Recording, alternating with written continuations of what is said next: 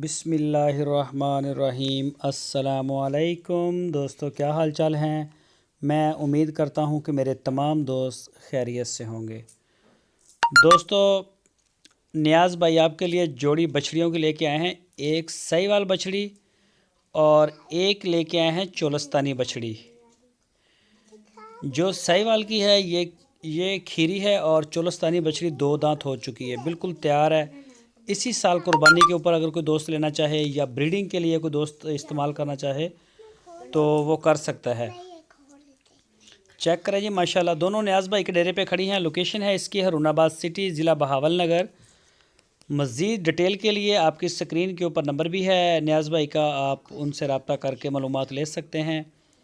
और इनकी जो डिमांड की है उन्होंने जोड़ी की 1,15,000 रुपये जोड़ी की डिमांड की है। 1,15,000 रुपये। नाफ झालर में माशाल्लाह बछड़ी है और झालर भी प्यारा है, बिल्कुल बड़ी प्यारी शेप में है दोनों बछड़ियों की।